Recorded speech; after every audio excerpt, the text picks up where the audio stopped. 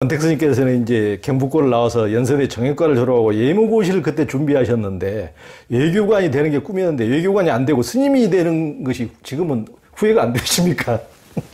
뭐 이래 스님이 뭐 된 것이 이제 후회가 안 되는 게 후회할 그 마음도 없이 이렇게 훌쩍 지나가 버렸습니다. 큰 스님 모신 덕으로. 그런데 지금 뭐 저도 뭐 이래 스님 이래 모시고 하면서 어렵게 지금 좀 이래 나중에 또 이래 저 젊은 될란지 모르겠습니다만 이래 지금 와서 보면은 그 큰 스님이 열반에 드셨습니다.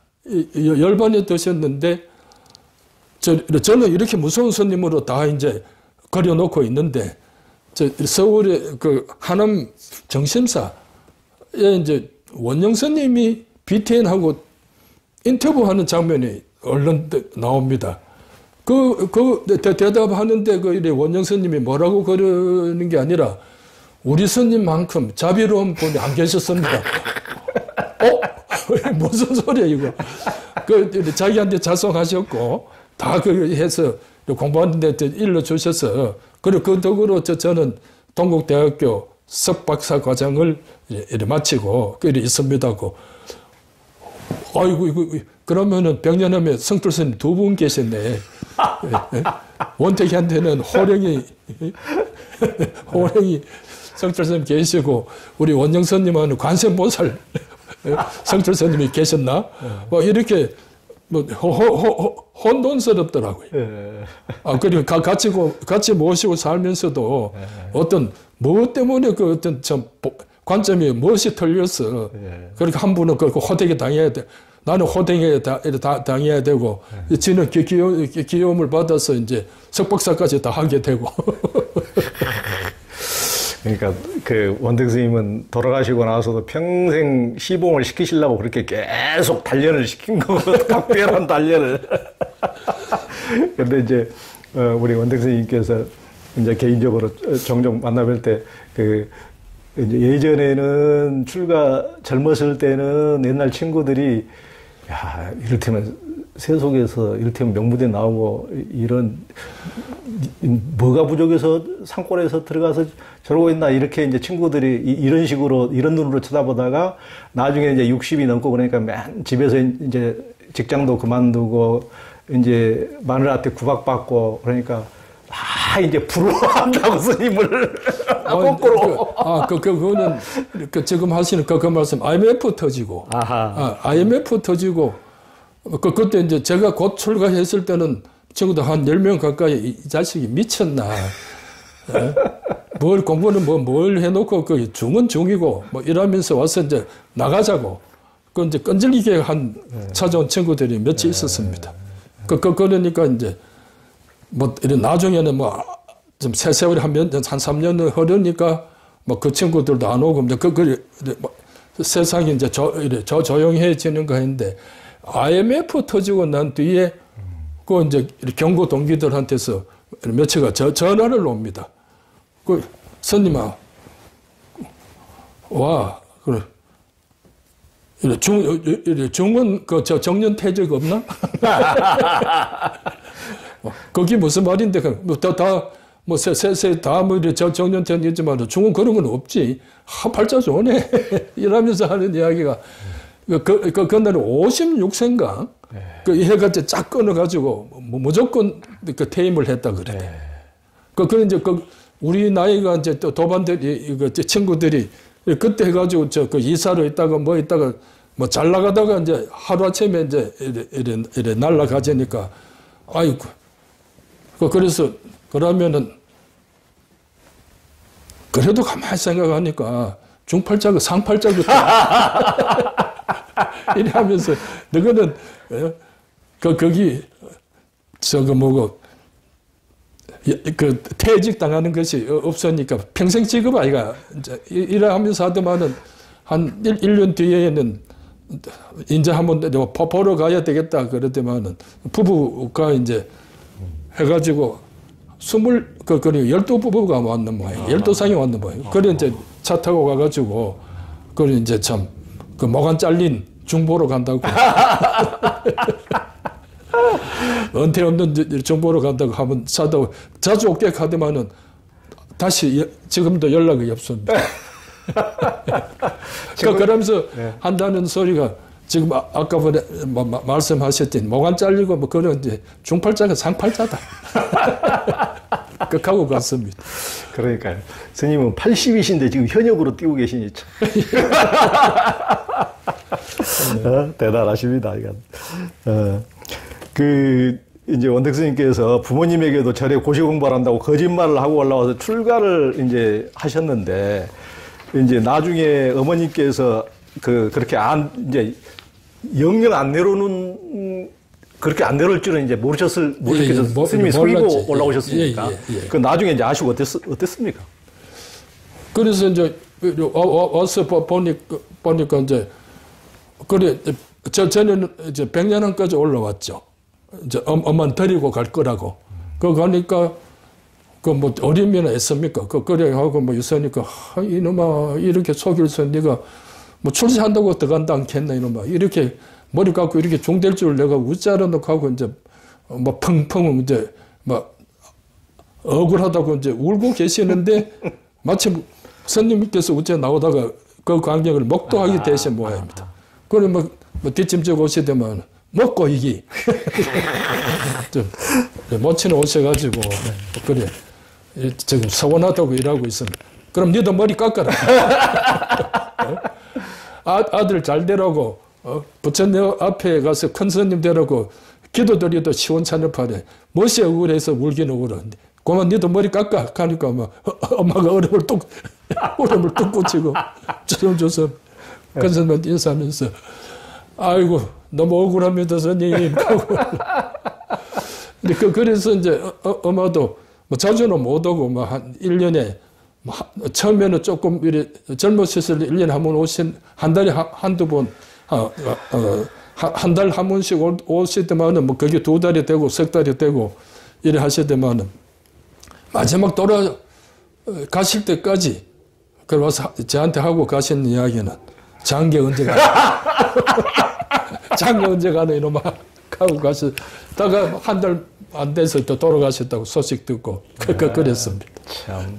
그러니까 이제 세속의 잣대로 봤을 때는 그렇게 고생해서 나와서 또 명문대 가니까 내가 그렇게 고생해서 자식을 이렇게 키워놨는데 이제 스님이 성철 스님이 내 자식을 탁 뺏어가니 진짜 속으로 원수도 그럴 원수가 없었겠죠.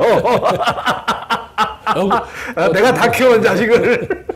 억울하셨겠지. 참 세속자태와 세간과 출세간이 이렇게 갈립니다. 참 원택 스님은 이제 성철 스님 곁에서 23년 동안 모시고 또 얼마나 하신 뒤 지금까지 이제 30년 동안을 일구월심으로 큰 스님 가신 데도 시봉을 하고 계신 택인데요. 스님은 이제 성철 스님 모시는 동안 큰 스님 성격이 워낙 불같고 야단을 이제 막 쳐셔서 하루도 마음이 편치 않고 스트레스가 너무 심해서 병원에 입원까지 하셨다고 들었는데요. 스님은 이렇게 전생에 뭔 인연이 있어서 그렇게까지 하셨을까요, 스님한테? 스님께서 이제 뭔 참 인연인가는 나중에 이제 경락생에 가서 한 번 더 물어보실 일이고, 그래, 이제 저도 이제 원주하고 뭐하고 하는데, 아까 전에 말씀드렸듯이, 내가, 뭐, 스님은 안 그러신데, 내가 저래 너무 긴장하고 살았구나, 그밖에 생각이 안 되는 거. 그렇다고 뭐, 스님이 만날 뭐, 몽들이 들고 뭐, 패시는 것도 아니고, 고함 치시는 것도 아니신데, 뭐, 저기 얼음만 거리도 이렇게 긴장이 되니까, 그러다가 행자 공양주 끝나고 뭐 수기하고 한 5년째 되는데 위장이 단단합니다. 뭐 돌덩이 같아. 이제 소화도 안 되고. 그래가지고 이거 짜직하고 있는데 뭐 자꾸 배는 그렇다고 통증이 있는 것도 아니고 자꾸 소화는 안 되고.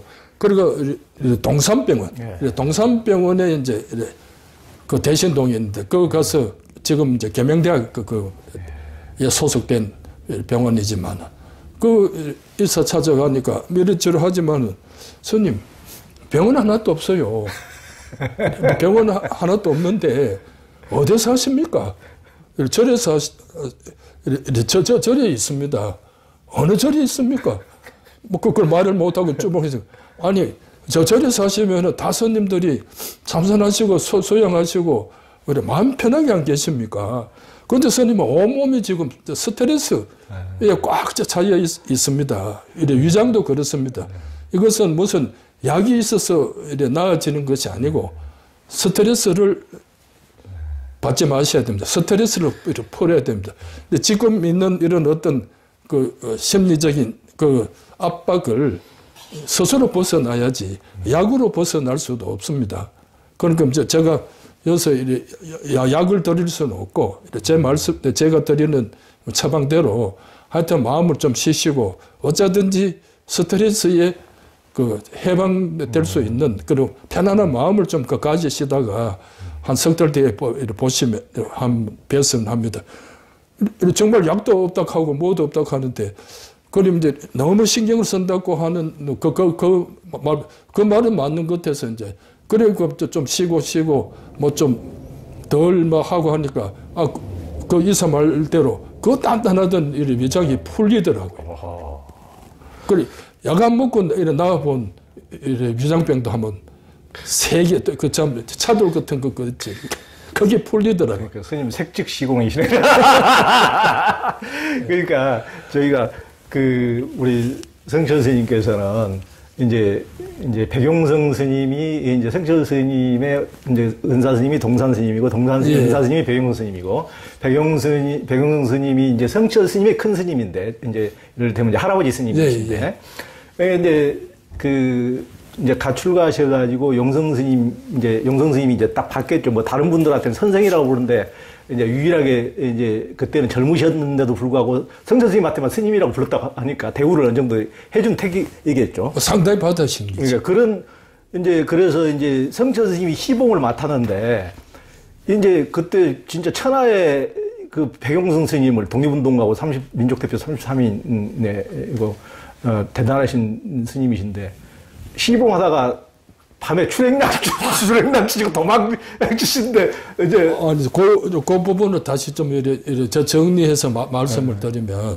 이래 나중에 또 정리가 되겠습니다만은 이래 스님께서 1936년에 이제 처음에는 지리산 대원사라는 곳에 거기서 이제 공부를 하셨던 모양입니다. 혼자.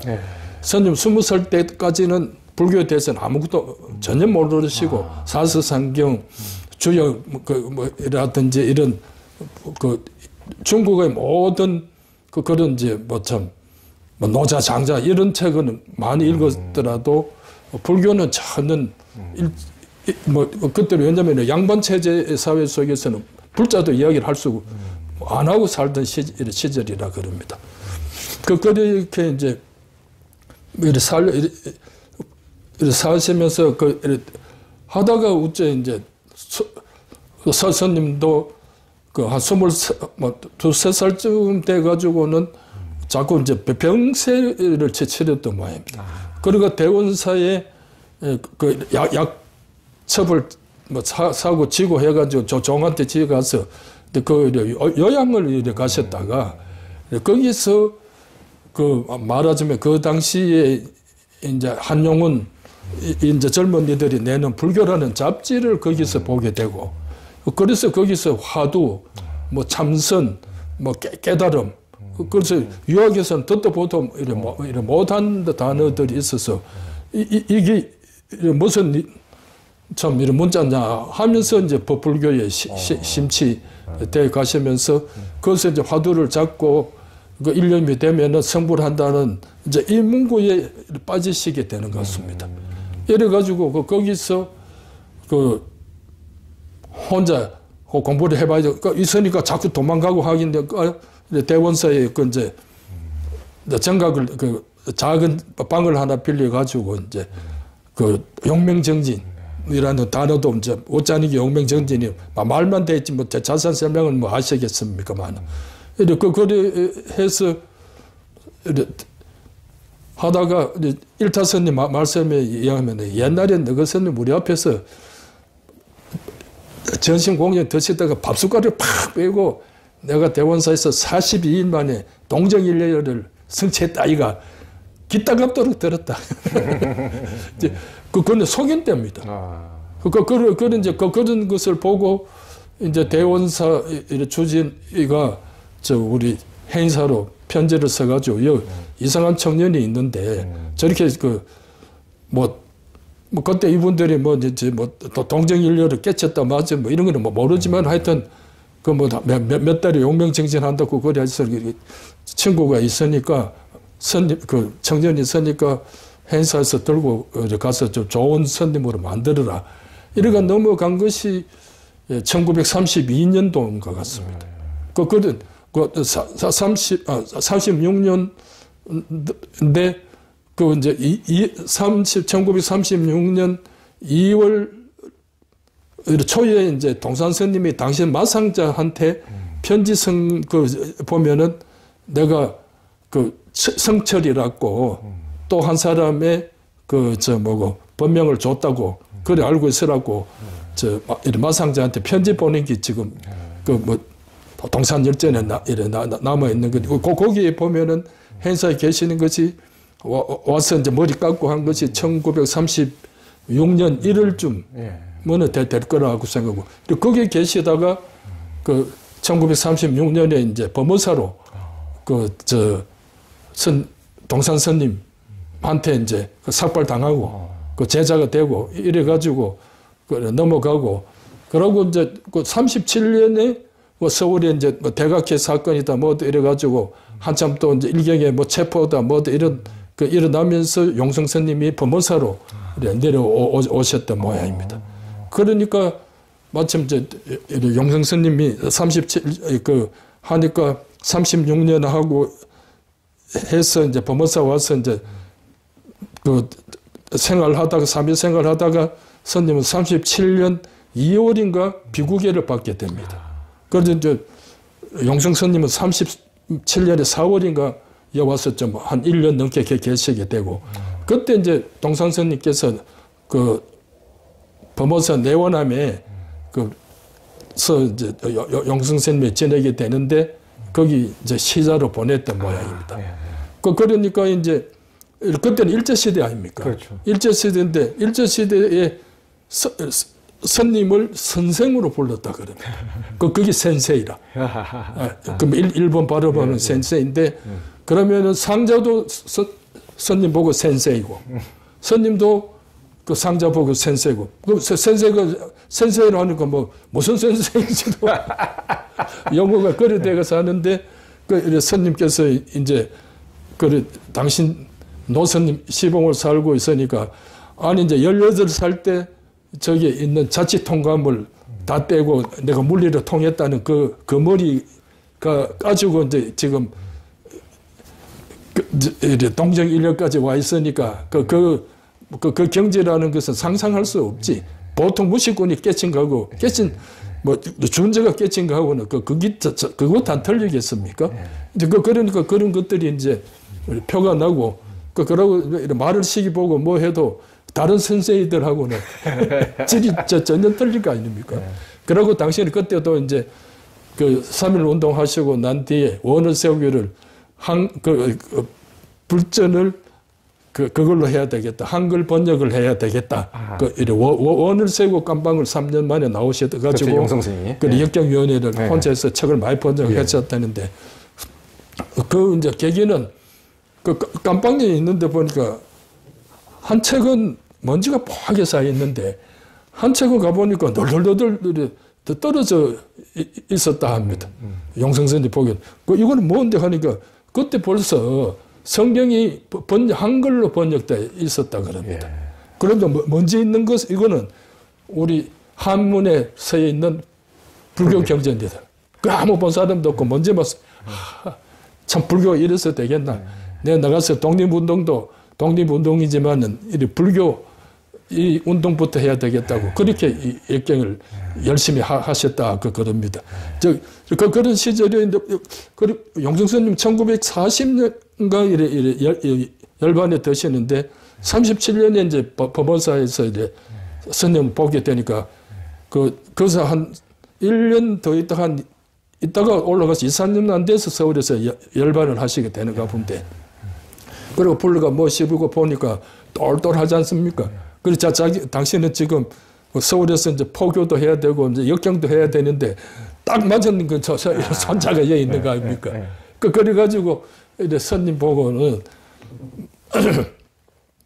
진짜 스님이라 하기도 하고 수자라 하기도 하고 그걸 이제 부르고 있으니까 스님은 그 9시 전부터 센세이로 지고 하는데 당신만 보고 자꾸 스님이라 그러고 그러니까 뒤에 님자고 보고 하니까 참 어색하지 않습니까?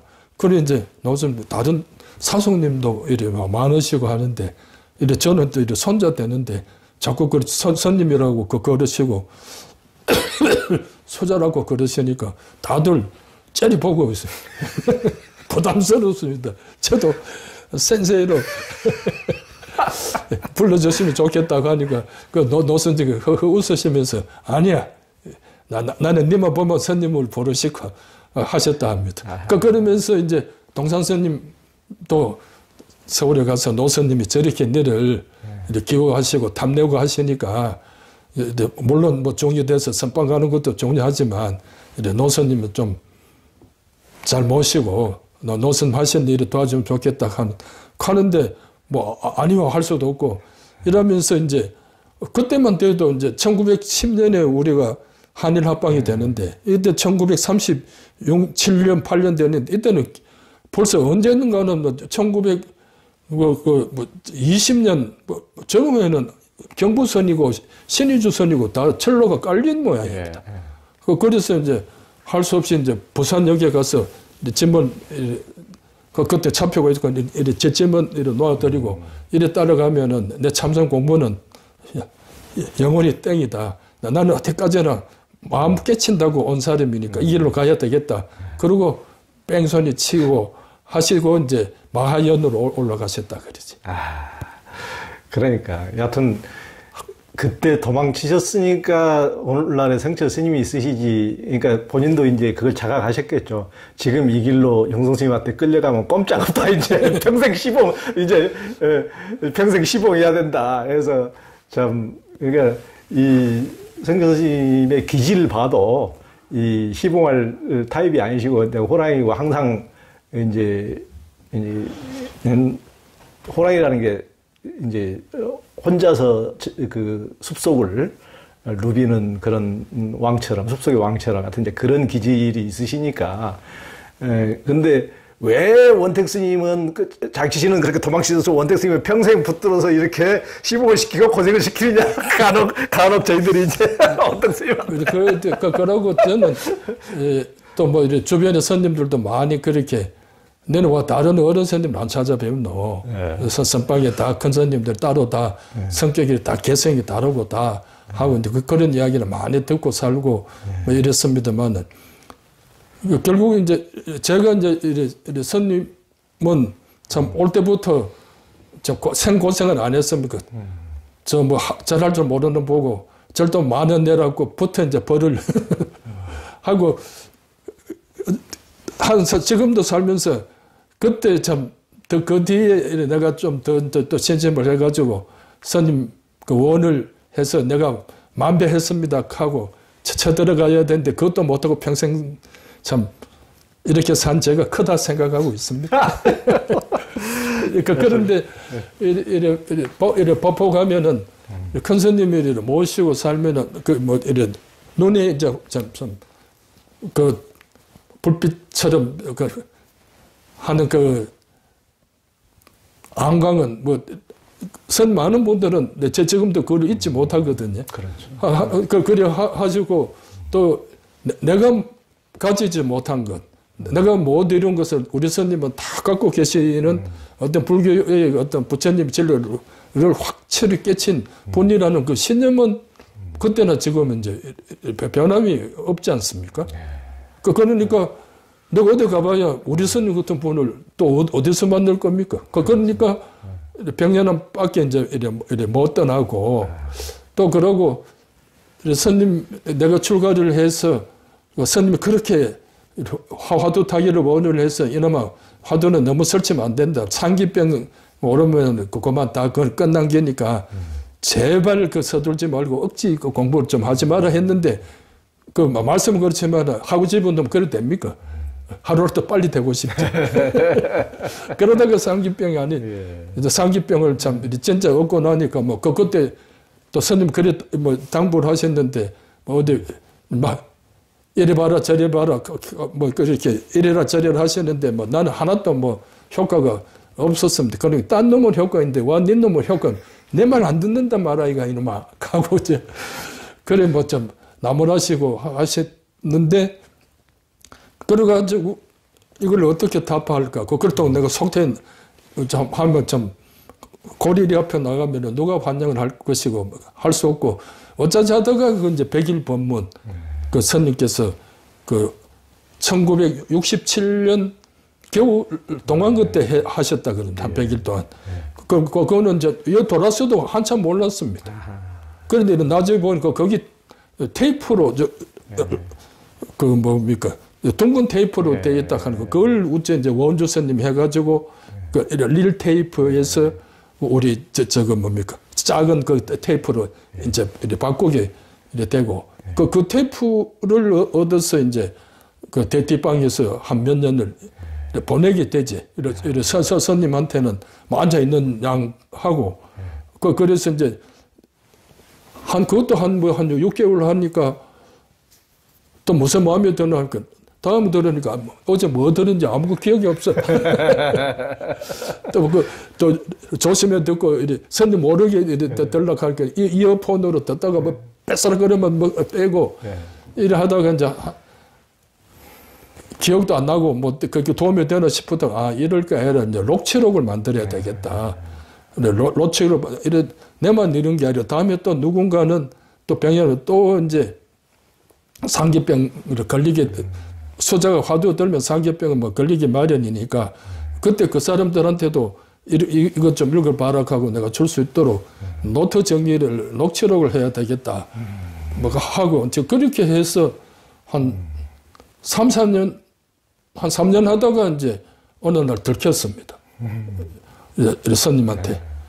그래가지고 뭐하고 밖에 안 보이니까 때문에 내가 시기더나 이놈아 지멋대로 지금 하고 있네 하고 또 팍 폭격하고 가시고 그래 하시다는 저녁에 부르시더만 그걸 웃자고 있는데 그래서 이제는 어지간히 이제 세월이 지났으니까 좀 받아쓰고 지금 상당법어 본지풍은 상당법어를 지금 한 20칙까지 하고 있습니다. 한마디도 못 알아듣는 게 그거면 하면 많았나.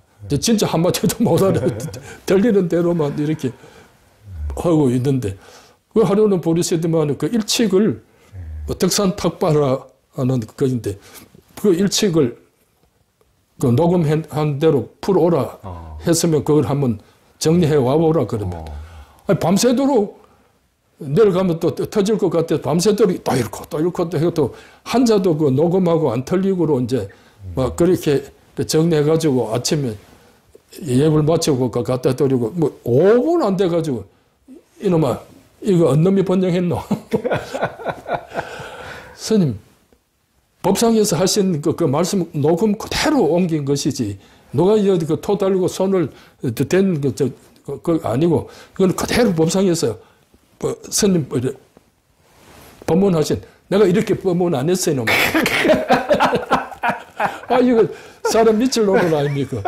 이래, 나는 녹음기에 있는 육성 그대로 아참, 어참, 허헉하는 이런 다 빼고, 스님 말씀은 알짜배기만 이제 다 했는데, 또 새로 그럽니다. 이상하다. 그래가지고, 그렇지만은, 이것도 뭐, 스님이 그걸 스님 마음에 한다고 내 멋대로 번역할 실력도 없고, 또 그랬다가, 틀리지 않습니까? 이거 하면은. 그러면 또 틀렸다고 그러실 끼고. 그리고 할 수 없다 하고, 2번, 3번을 똑같은 원고를 갖다 드렸습니다. 그래. 이렇게 참 대가리 융통성이 없는 놈인 줄 몰랐네. 그만큼 뭐 좀 고쳐오는 게 있어야 될 거 아이가, 이놈아. 참, 그놈도 대가리가 빠가다. 하고, 이제, 그래, 하시면서 그러면은 내가 직역해 줄 테니까, 셋이 예불 마치고 돌아. 이때, 이거는 뭐 큰 짐을 이제 이래 맡았다 생각하고, 그래 이제 새벽부터 들어갔는데, 이건 완전히 스님께서 그 조선조에 하시던 서당풍이네. 하여금, 그러금, 하여금. 이게 더 나는 헷갈립니다. 옛날 그걸로 이제 보니까. 그런 게 더 한글 문장이 안 돼. 이것 가지고 뭐 스님께라고 갖다 드릴 수가 없습니다. 그래가지고 이제 바파트 서기는 나오는데 내조차 이해할 수 없는 그런 이제 구닥다리 한문 번역이 되니까. 그러고 이제 이것도 정리해오라 할까봐 그것만 내고 이제 받아하는데 어떨 때는 새벽에 들어가가지고 다 했나 하면은 내가 처음부터 졸았어. 어떤 날은. 그래서 하나도 못 썼습니다. 에이! 하고. 그래, 이제 서가는데 마침 오른 스님의 이제 염송. 집이 이제 한글로 번역된, 선본 염송이 이제 한글로 번역돼 나옵니다. 그래서 이제 스님한테 이제 말씀드리고, 그거하고 스님 녹음한 거 하고 무죄 때 합작을 해드리니까 됐네. 이렇습니다. 뭐가 됐는지 나도 몰라. 아이고. 그러니까, 스님의 말씀하는 그거는 이제, 구어투. 구어투가 아닙니까? 밥상에서. 그렇죠. 그거하고 이제 문어체하고는 그렇죠. 좀 문장격이 다르지 않습니까? 그래, 당시에는 문어체를 했는데 이 자식 만날 구어체만 해오니까 문어체로 바꿔봐라 했는데 나는 그때만 해도 문어체가 뭐고 구어체가 뭔지 모를 때 아닙니까? 그래가지고 그런 책을 하면서 제가 스님 이렇게 녹취록 해가지고 책을 언제 내야 되겠다 하고, 그때 아까 보니 말씀드렸듯이 원영 스님이 이제 박사한다고 하고, 석박사한다고 이제 서울 이제 떠나고 뭐 이런 데 됩니다. 근데 하루는 가만히 앉았어요. 지는 저렇게 서울 가서 팽팽한데 나는 아무것도 뭐 석박사도 없고, 이거 여기서 이 고생만 하고 그러면은 한 30년 뒤에는 지하고 내하고 뭐 되지? 하는 이런 또 좀 중생심이 또 발동해가지고 또 속을 끄끄리고 있다가 생각하니까 그때 이제 이렇게 결심한 것이 나는 석박사는 안 된다. 석박사는 안 되고 지금 내 귀에 들리는 이 스님 육성 그대로 지금 이렇게 구어 아이라고 이렇게 구어라고 이렇게 야단 맞고 하지만 그래서 이대로 어떻게 정리만이라도 잘해서 스님 책을 이렇게 남겨드리는 것으로서 내 업을 삼아야지. 내가 석박사 가지고 해오면은 내 또 아는 게 또 막 꽂힐 거 아이가. 그러면 부처님 말씀이 뭐 뜻이 달라질 것은 없지만 표현에 있어서는 전혀 격율 일이 달리 해버릴 수도 있고 하니까 그럼 그러면은 막 내가 무식하다고 보고 스님 육성대로만 어떤 그 책을 남겨드린다고 생각하고 좀 구어체했다고 스님부터도 하면은 나중에 학자들도 반드시 옳은 문장이 아니라고 또 아름다운 문장이 아니라고 또 시비 거는 사람도 있을 테지만 그걸 피한다고 막 내 멋대로 고쳐놓으면 그건 또 스님 이야기 아니라고 또 학자들은 또 씹을 끼고 그러면은 이대로 가자 이래가지고 참 스님 이제 책을 이래 낸다고 하고 있는 중에 스님께서 1981년에 그 종정이 되십니다. 이래 종정이 되시고 그러면서 그때까지 이제 할 때 선문 정로하고 스님의 아까 전에 했던 이제 그 본지풍강 상당법어 두 개를 손수 지금 그 번역을 하고 새로 선문 정로는 새로 스님께서 저작하고 계셨습니다. 뭐 이래 하고 있다가 뜬금없이 이제 그 81년에 방장이 되시고 이러면서 81년 11월 달인가 법정 스님한테 가서 1년 전에 가서 좀 유문해 주시라고 해서 이제 두 분 다 이제 유문을 받아 놓고 그 이제 본지풍광보다는 선문 정로를 먼저 내게 됩니다. 그것도 이제 법정 스님이 유문을 해주셨지. 이거 보조 스님 요기는 아내가 아니고, 그래도 뭐 스님이 모처럼 했으니까, 젊은 참 후배한테 했으니까 내가 성의를 가지고 하긴 하는데 많이 고치진 않는다. 그 내 거를 누가 고쳐도 내가 봐도 싫은데 스님이 오죽할까? 아닙니다. 막 고쳐주십시오. 하고 싶어도 그만 이미 또 그거는 뭐 스님이 다 하신 게 아니고 나도 했습니다. 뭐 효과가 나오는 거 그러면 안 해 하고 또 던져 볼 수도 있고 하니까 그게 뭐 큰 스님 하는 걸로.